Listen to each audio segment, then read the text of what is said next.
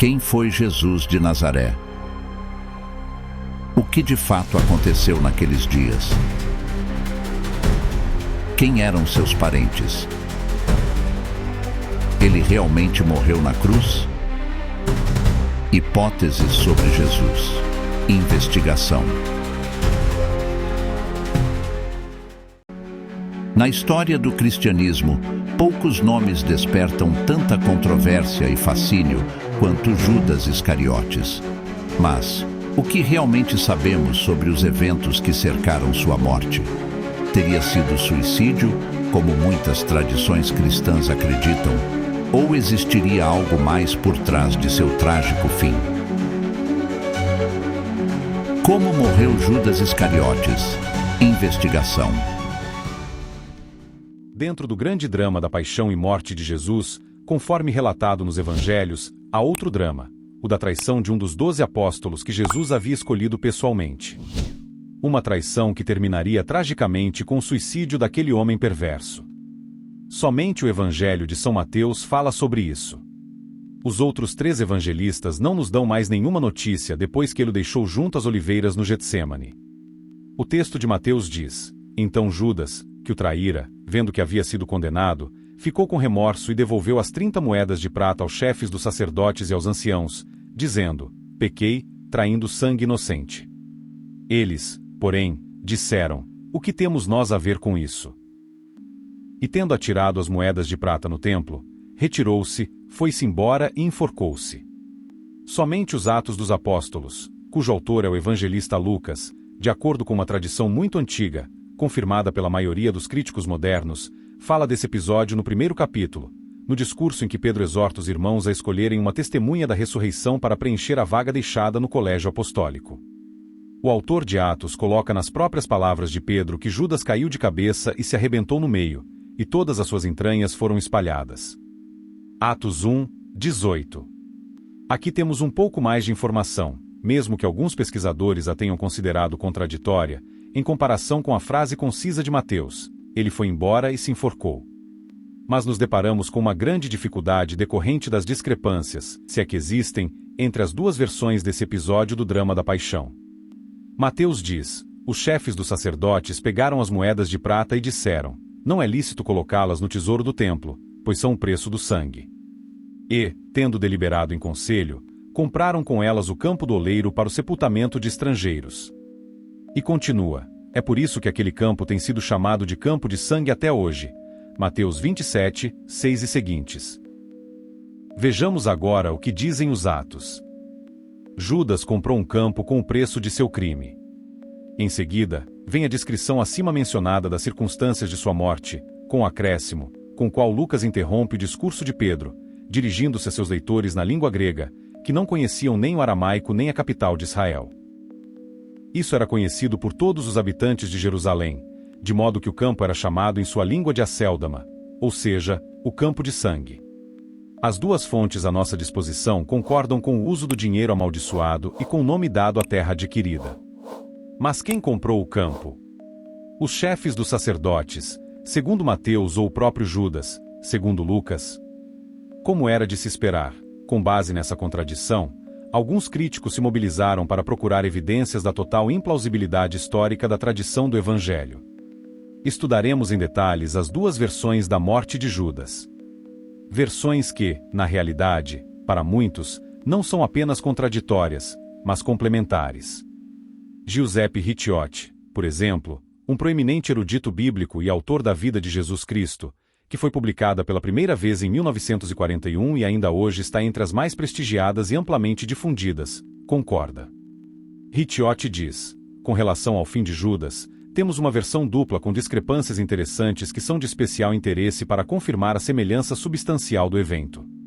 São Mateus refere-se apenas ao fato de que ele se enforcou. São Lucas, por outro lado, preservou a tradição. Que Judas caiu de cabeça, arrebentou no meio, e todas as suas entranhas se espalharam. O mesmo autor continua: as duas versões parecem se referir a dois momentos diferentes do mesmo evento. Primeiro, Judas se enforcou, depois o galho da árvore ou a corda em que ele se pendurou se quebrou, talvez por causa do balanço do empurrão, e então o suicida caiu no vazio. E o prestigioso biblista conclui que seria legítimo imaginar que a árvore estivesse localizada próxima a um barranco, de modo que a queda produzisse no corpo do suicida as consequências de que fala São Lucas nos Atos. Mas se realmente nos aprofundarmos no assunto, pode-se dizer que a hipótese de Rittiotti não é plausível? Será que ela merece os adjetivos pueril, implausível ou contaminado por uma preocupação apologética anacrônica? Vamos raciocinar, deixando de lado as fantasias e qualquer ceticismo a priori, e nos ater aos textos e ao nosso conhecimento do que eles nos dizem. O breve relato de Mateus sobre o lançamento das moedas no chão nos diz que Judas foi tomado por uma súbita agitação enquanto se afastava. O verbo grego no original significa literalmente ele arrebatou, o que nos dá uma ideia de violência. Judas foi tomado pelo desejo de cometer suicídio, e tudo indica que ele foi diretamente para consumar seu propósito. Seu erro não consistiu em traição, Pedro também o fez, e os outros apóstolos e discípulos fugiram, mas em desespero, em não saber como pedir perdão. De acordo com os evangelistas, esse foi seu verdadeiro pecado, sua verdadeira ofensa contra Cristo. Portanto, Judas deve ter tomado a saída do recinto do templo mais próxima de onde ele estava. Era o chamado Portão dos Cavalos, que leva na direção leste, em direção ao Vale de Cedron, atravessado por Jesus para chegar ao Getsêmani. Bastava caminhar alguns metros pelo Monte das Oliveiras para encontrar muitas árvores nas quais se pendurar. Ou se admitirmos que o evento ocorreu no Campo de Sangue, o Portão Sul, o Portão do Monturo, ou da Olaria, que levava ao Vale do Guina, onde uma tradição autorizada, da qual falaremos mais tarde, localiza o Acéldama, o Campo de Sangue, também não ficava longe do templo.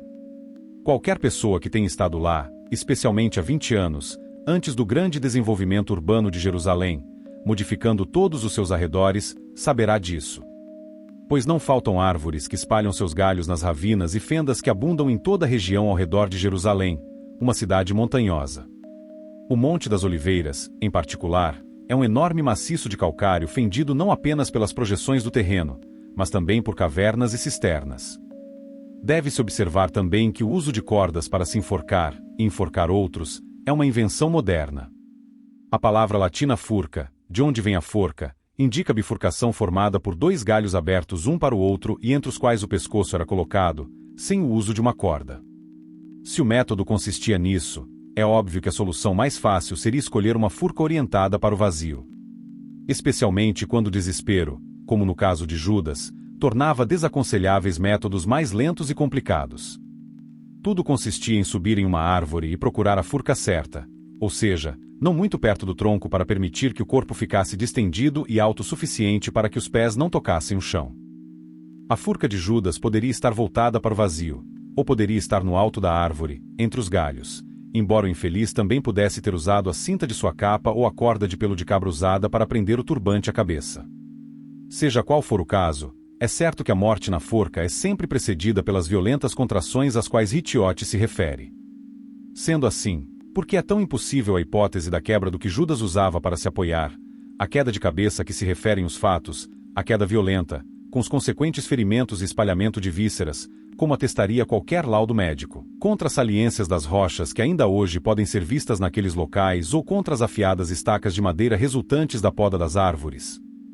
Deve-se notar, especialmente na hipótese mais provável de morte em uma furca de dois galhos, que a orientação da barriga seria necessariamente para a frente. Portanto, o que Judas arrastou em sua queda não deve ter sido a parte de trás, mas a parte da frente do corpo. Por que essa possibilidade deveria ser pueril ou implausível?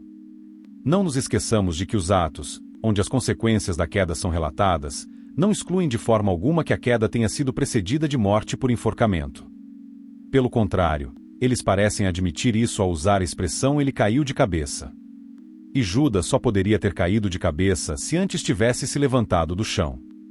É compreensível que São Jerônimo, em sua versão latina da Bíblia, a famosa Vulgata, traduza o grego dos Atos, prenés genômenos, literalmente caiu de cabeça, por um suspensus tendo se enforcado.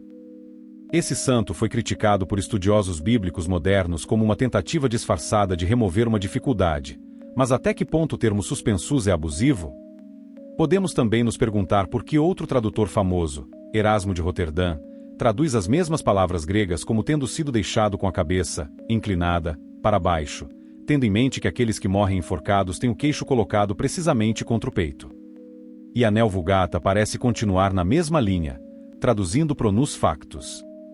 Tenhamos ainda um pouco de paciência para lidar com os aspectos desagradáveis do assunto, pois o texto de Atos diz que suas entranhas foram espalhadas, mas não diz que seu ventre foi rasgado.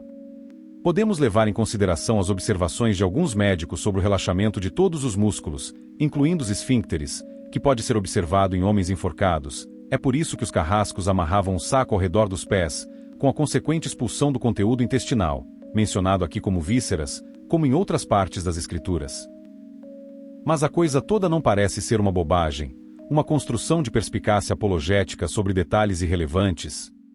Mas, do ponto de vista da fé, não se pode dizer que nenhuma palavra da Sagrada Escritura seja irrelevante.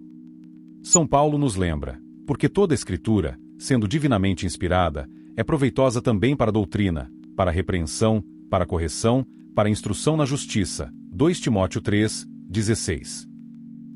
Por todas essas razões, o Novo Testamento, ao nos propor diferentes tradições, parece nos apresentar um desafio. E aqui devemos nos perguntar por que essas diferenças foram preservadas.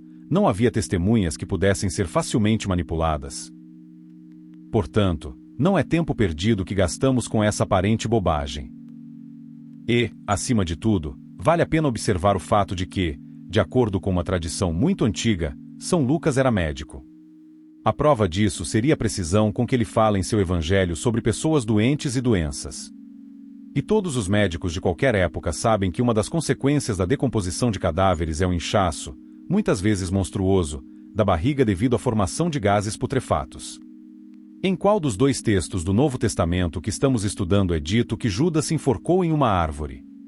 Porque Judas não poderia ter se enforcado em uma das muitas cabanas que sabemos com certeza que existiam ao redor de Jerusalém, ou porque não poderia ter se enforcado em uma gruta, em uma grande cisterna ou em uma das tumbas atestadas pela arqueologia ou por fontes primitivas. E se fosse esse o caso, por que seu cadáver não poderia ter sido descoberto algum tempo depois, com o ventre já inchado, ou talvez aberto, devido à pressão de gases internos? Em apoio a essa teoria, há também testemunhos muito antigos que atribuem ao local da morte de Judas um cheiro tão terrível que as pessoas evitavam passar por ele. Poderíamos insistir ainda mais sobre esse assunto, mas tudo o que foi dito parece suficiente para demonstrar que os textos aqui estudados não desmentem os ingênuos, ou perspicazes, apologistas, como Ricciotti e muitos outros exegetas católicos, que tentam encontrar uma complementaridade entre textos aparentemente contraditórios.